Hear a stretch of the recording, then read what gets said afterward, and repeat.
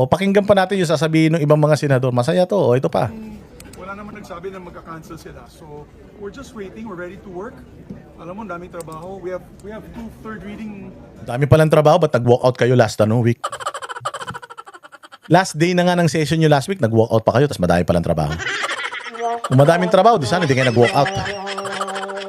Bills here today, and or three. And two of them happen to be citizenship bills for our Philippine teams. Oh, citizenship bills. Meron daw tatlo importante. Ano, yung una, citizenship bill. Para sa mga atleta. Yan yung mga naturalized player. Halimbawa, meron tayong import. Gusto niya na maging Pilipino. O, magiging na siyang Pilipino. Ididinggin yan dyan sa Senado. Magiging na siyang Filipino citizen. Anong magandang may dudulot sa bayan? Gano'ng ka-importante yan? Dapat nga yung mga ganyan, saka na yan. Putang ina, daming problema ng Pilipinas. Hirap-hirap ng buhay ng mga Pilipino. Unahin pa natin yung citizen. Dadagdag pa tayo ng bagong citizen. So yun lang. Isa. Ano pa isa?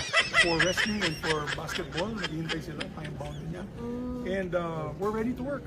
So if the presiding officer comes, magtatrabaho po tayo. Tsaka, ang malaga dito yung sa CA kasi meron pala mga generals that are up for promotion. Oh, so yun, yung citizenship ng mga Aprikano. Pangalawa, putsang inang yan, yung mga general. Gano'n ka-importante yun? Buti sana kung may pag-uusapan natin ngayon is yung pagtaas ng presyo ng bilihin, yung ng mga taga-agrikultura, nandito yung mga sektor ng agrikultura, meron tayong pag-uusapan para sa kabuhayan nila. Tapos yung mga pabahay para sa mga Pilipino, nandito din sila, pagbobotohan natin yun ngayon. At saka yung pagka-cancel ng excise tax at saka ng value-added tax sa mga petrolyo, pagbobotohan natin ngayon. Hindi natin nagawa dahil dito sa nangyari na to. Yun, importante yun, sir. Pero, putya, citizenship ng mga Aprikano para maging Pilipino, putang ina niyan. Itong numero ng mga Pilipino ngayon, hindi nyo na kaya maasikaso, magdadagdag pa kayo ng mga Aprikano, lalakas kumain yan. Tapos yung mga general na sumusweldo naman, gusto nyo pang lakihan pa yung sweldo nila. Anak ng tinapay, yaan ang importante, kaya kayo nagstay dyan. Ayup na yan, anong klaseng dahilan yan? Na darating na po yung birthday nila, so hindi magko-convene yung CA. O di happy birthday. Darating na pala yung birthday nila, kantahan mo sila happy birthday para sumaya sila. Kawawa naman sila, di ba? Naapektuhan pa yung promotion nila at nakababypass na sila, hindi na sila tapos na. Ibig sabihin, after their 30 plus years of service, they cannot get promoted one rank higher. Paano yung mga Pilipino na naghihirap? Simula pa noong 2022 hanggang ngayon, na ang tagal-tagal na rin nila naghihirap. So mas importante sa inyo yung birthday ng mga kupal na mga general na yan kaysa sa buhay ng mga Pilipino, hindi naman importante yan. Ang inang priorities yan. Anong klaseng priorities yan, Migs? Mabubuti ba yung buhay ng mga taga-Bukid noon dyan sa pag-promote mo at saka sa pag-citizenship ng mga basketball player sa Pilipinas? Because we cannot meet as a CA. So it's important we convene today and already elect members of the Commission appointments para by Wednesday we can have a hearing on the Armed Forces of the Philippines na naghihintay po sila para sa kanilang confirmation. So we're just waiting. Mga ilang oras na hintayin nyo? How long na maghintay ang minority? Long as it takes, we'll wait. Trabaho naman to eh. Oh, puta kawawa naman. Kaya nga sabi ko, as long as it takes, puta ba't nagantay kayo hanggang alas 7 lang, dapat sinagad nyo na hanggang bukas. Para talagang kawawang-kawawa kayo. Masabi sa inyo, sir, na hindi makapag-start ng Si Secretary daw tinatawagan pa daw niya si SP. So, hintay lang po kami. We're ready to work. Meron din kaming dalawang third reading. Epal, putang ina niyan, di naman siya ini-interview. Si Kiko sumasagot. Oh, tang ina niya mga patay gutom. Kay Matthew Ramos at si Benny Boatwright for citizenship. It's scheduled today and they're here. Sinabi na yun eh. Tangina, nakialam ka. Para kasi Risa Ontiveros eh. Sinabi na ni Lacson, inulit. Tapos ito, sinabi na ni Migs, inulit mo lang. Puta, epal eh. Ina tong mga dilawan na to. Patay gutom sa clout ang walang hiya. Sir, paano yung procedure ba dapat? Sino yung pwedeng, si SP lang po tsaka si San Loren yung pwedeng mag-resign?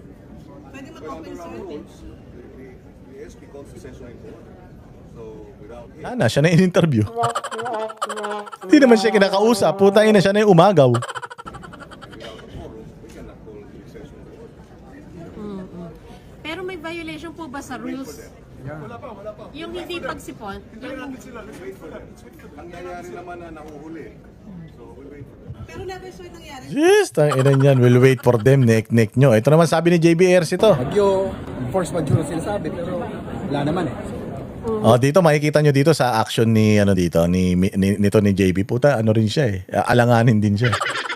O siya, yung mga kilos niya dyan, talagang medyo alam niya na alanganin siya eh. I just don't know what's the reason. Sir, do you think ginigipit po si Sen Jinggoy para daw lumipat sa umalis sa may Kanya-kanyang ano yan eh. Kaya lang, Tira ba yung sagot? Hindi niya kayang sagutin. Ginigipit daw si Jinggoy. Oh, kung ako yan, sabi niya, ginigipit daw siya. Hindi naman siguro kami yung nanggigipit sa kanya kasi yung ombudsman naman, nakaibigan ko, nakasama ko pa sa radio show ko tuwing umaga, si Boying Remulla, siya naman yung nag-file ng kaso, di naman kami. So kung merong feeling niya nanggigipit sa kanya, siguro hindi kami yun. Baka yung ombudsman yun. O kung feeling niya ginigipit siya ng ombudsman, it's up for the people to decide and to say kung ganun nga ang tingin ng mga Pilipino. Pero ako personally, yung panggigipit na yan, kung meron man, kung totoo man yan, hindi yan ang gagaling sa amin, sa minority. Siguro nang gagaling yan sa iba, pero hindi sa ganun ang mga sagot ba yan?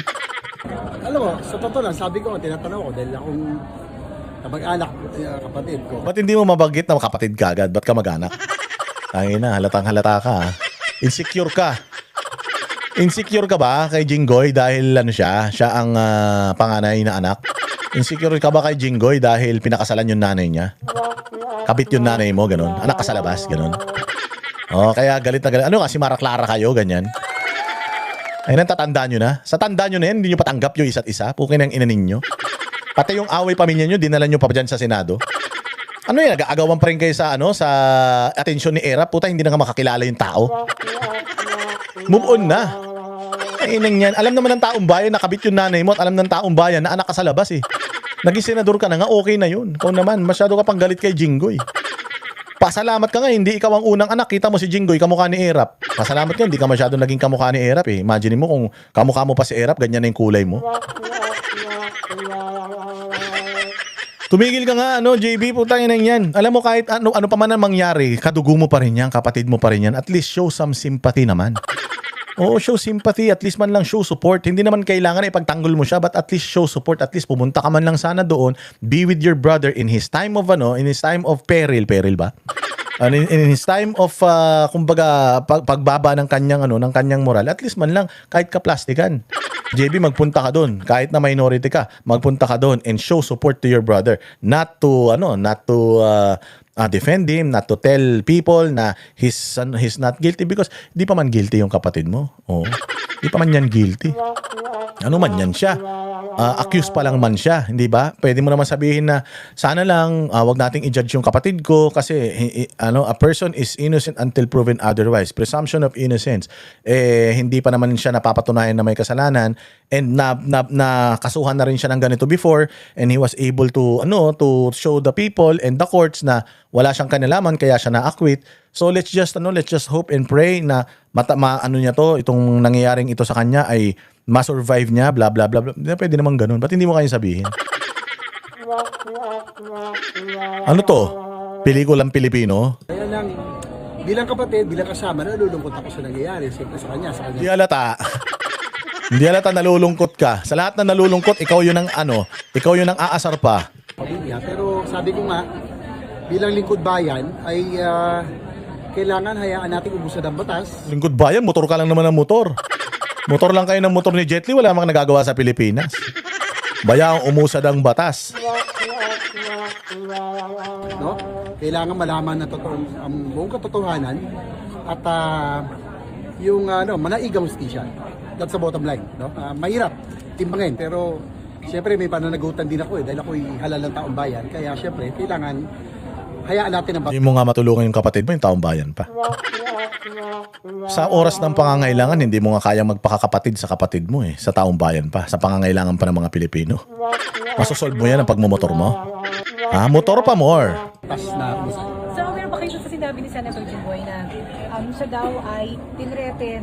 Ang okay lang sabi sa kanya, lumipat siya sa hindi ko na alam minority, mawawala yung kaso niya. I'm not aware of that. Basta, yun lang yung sa akin, no? Sa atin, trabaho. Tsaka syempre nalulungkot din ako overall sa nangyayari sa Senado. Kailangan natin balik yung respeto, yung dignidad ng Senado. No? With all of Paano nga mababalik yung respeto at dignidad ng Senado kung hindi nyo sinasamahan yung Senado? Binababo yung Senado tapos kayo nasa session hall. O mano ba naman kung talagang gusto nyo ibalik yung dignidad ng Senado, nakikipaglaban yung kalahati ng Senado, ano ba naman yung samahan ninyo? Utang ina niya. Gusto nyo masira yung dignidad ng Senado para pag kayo na ulit, mababalik na yung dignidad, ganun. Ulul. Ang ina niyan, kayo ba si dignidad? Mga apelyido nyo ba dignidad? Ibalik ang dignidad sa Senado. Sino yung dignidad na yan? Si Win Gatchalian? Win dignidad ba siya? Hindi naman. Gatchalian apelyido niya, hindi naman dignidad. sa nangyayari mga nadadamay sa political na mga pangyayari, yung integridad ng Senado. No? Sana naman isave natin yung institution. Integridad ng Senado. Ano ba integridad ng Senado? Dadalawang linggo pa lang yung bagong Senate President. Wala pa nagagawa, ginugulo na. Paano niya mapapatunayan yung yung husay niya sa pagiging leader? Kung putangin na simula nung unang araw hanggang ngayon hinaharas yung Senado.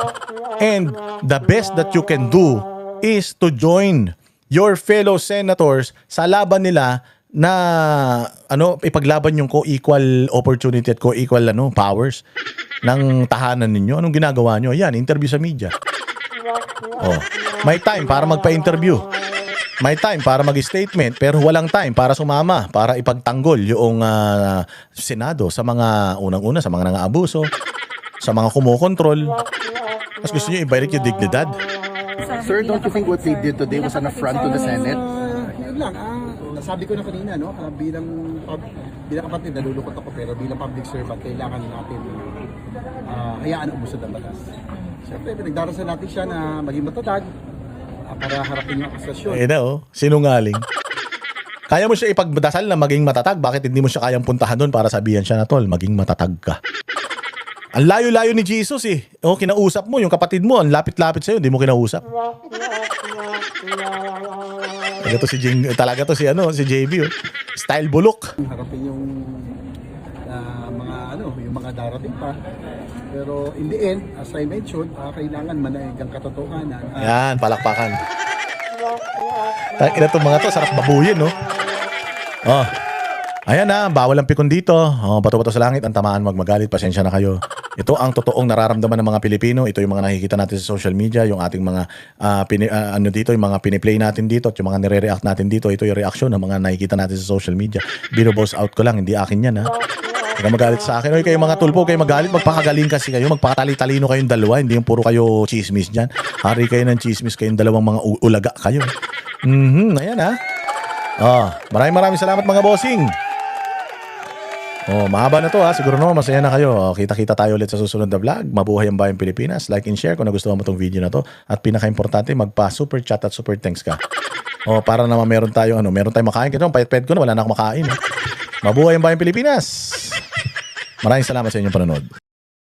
Kami ang boses ng masa, hindi natatakot.